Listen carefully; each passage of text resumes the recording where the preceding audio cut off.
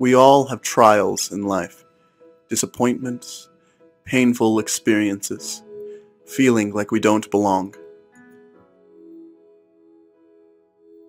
But we keep picking ourselves up, taking it one day at a time. And we know things will get better. And things do get better. So, what if you have a friend who feels like things will never get better?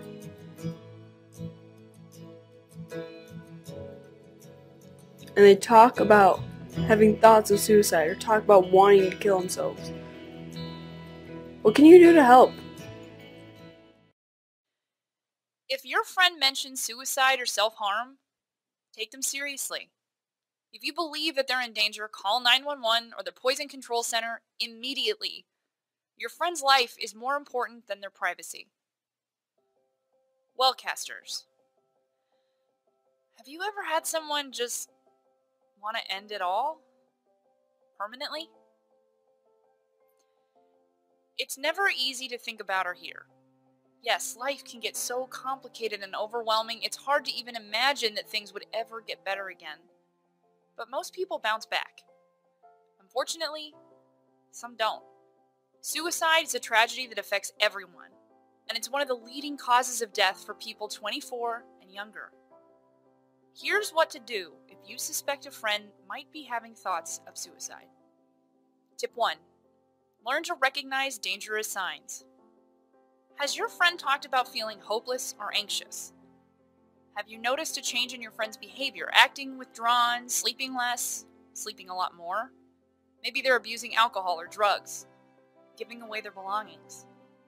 Maybe your friend has even talked about hurting themselves, or worse, wanting to die.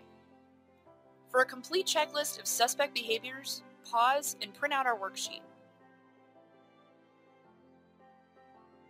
Tip 2.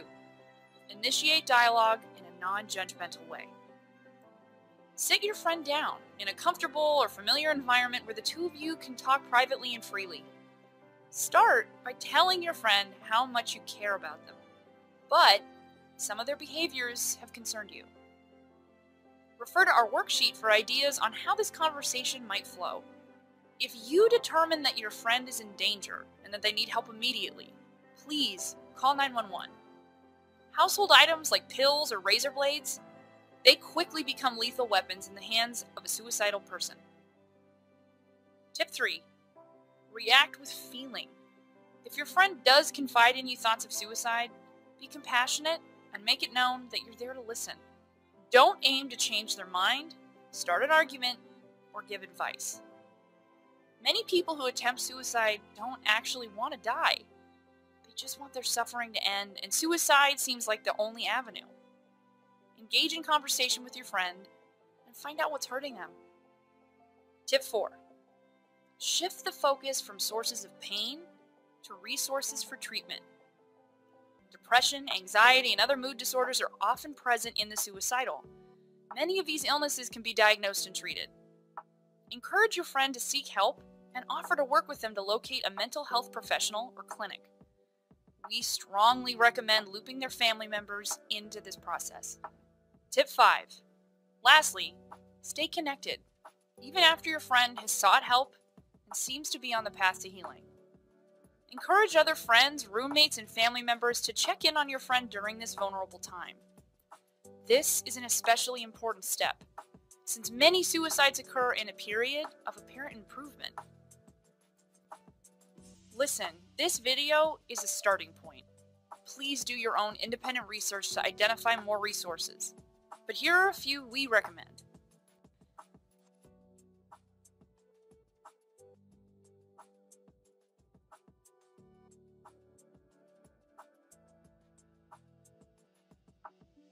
You can save a life just by reaching out to someone who's in need.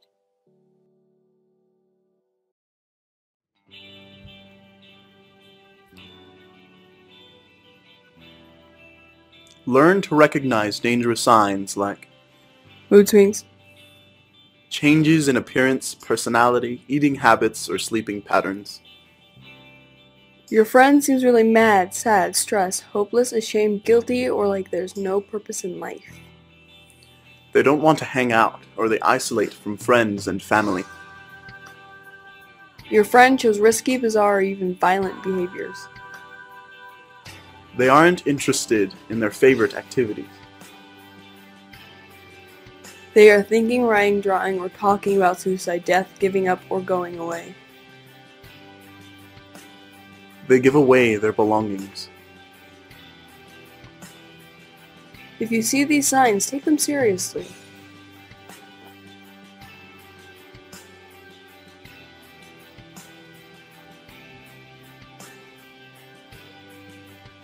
Initiate dialogue in a non-judgmental way. Tell them you care. Ask, "Are you okay?"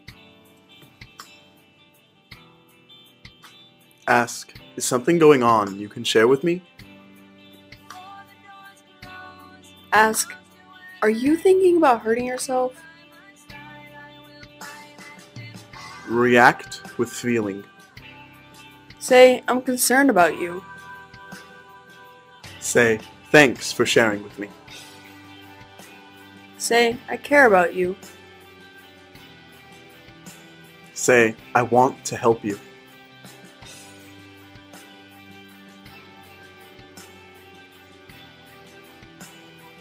Shift the focus from sources of pain to resources for treatment. Say, "Let's find someone who can help." Support them in talking to someone. It's okay to get help, even if a friend seems mad. This is not a secret you should keep. Who do you tell? Your parents, A school counselor? their parents, The school officer? a teacher, The principal? a coach. A trusted adult? So, what if it's you who is feeling suicidal? What should you do?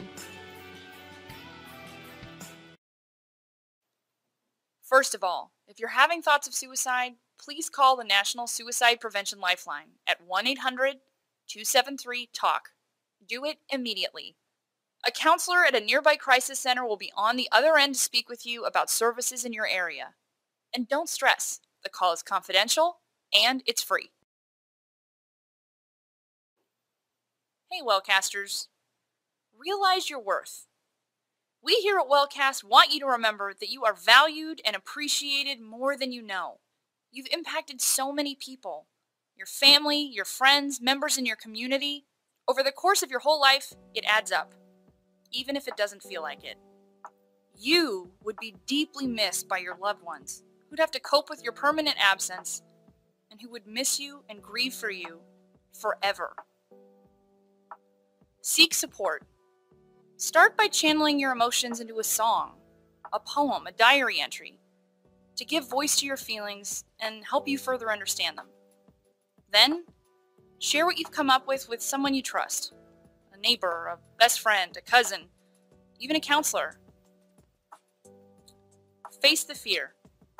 You might have been having suicidal thoughts for some time, or maybe they've only recently snuck up on you. Certain people or events might trigger dark thoughts. Bullying, abuse, the death of a loved one. It's totally normal to feel sadness from painful experiences like these. But it's not healthy to spiral into a suicidal mindset and believe that death is the only solution to ending this pain. In fact, your belief that suicide is the only way out might be linked to something else. Depression, bipolar disorder, anxiety, or schizophrenia are often present in the suicidal, in almost 90% of those who end their own lives. Like a disease, at work in your own body, these mental illnesses are diagnosable and treatable. Just because the symptoms aren't visible doesn't mean a real disease isn't present. And understanding the influence of a pre-existing condition will help lift you out of the space where suicidal thoughts fester. The bad news is, you and thousands of others are deeply suffering. The great news is, there is hope. Seek help. Suicidal thoughts aren't treatable, but the illnesses associated with them certainly are. There are many different ways that you can silence those internal voices without permanently silencing yourself. Check out all these incredible resources we have for you. Many clinics and counseling centers provide confidential support and even offer affordable resources or medication if that's what you need. If you don't find a counselor you like at first, it's okay to keep looking. Counseling comes in many different shapes and sizes: group counseling, over-the-phone counseling, or one-on-one. Find out what works best for you. We hope this episode of Wellcast was a comfortable first step on your journey. Remember to please continue to take care of yourself. This might be a lifelong process, and that's okay. Life is hard, but you don't have to bear it alone. We'll see you soon.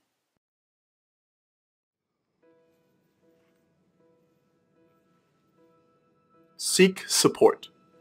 Call the confidential and free hotline 1-800-273-TALK. If texting is your thing, text a trained crisis counselor about anything that's on your mind. Text START to 741-741. Free, 24/7, confidential. Or call this number and they will arrange to meet with you in person.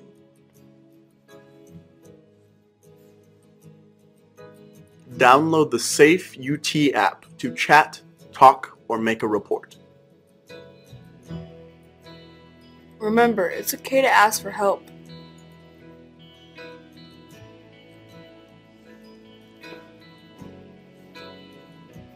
Realize your worth. There will only ever be one of you in the world. You are valued more than you know. You have made an impact on so many people. Your unique contributions add up over time. You would be deeply missed.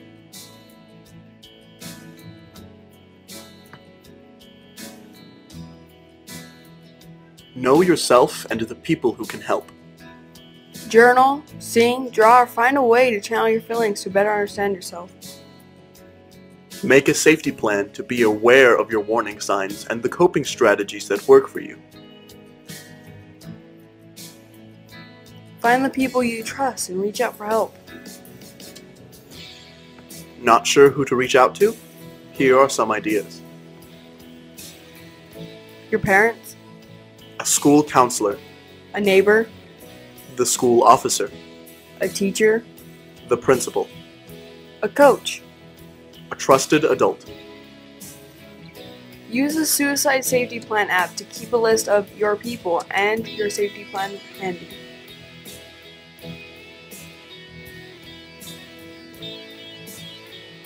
Care for yourself. Remember, you're not in this alone.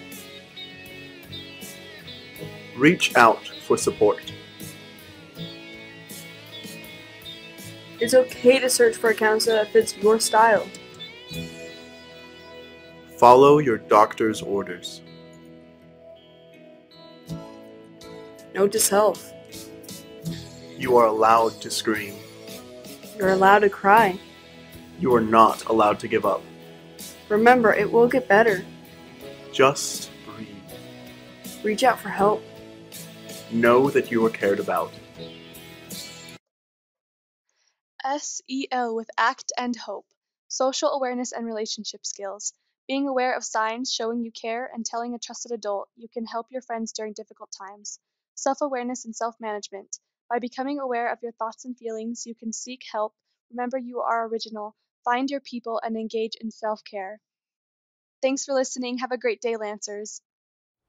Thanks for watching. The school has a little something for all of you, including teachers, as a reminder that you're cared about and you're part of the Granger family.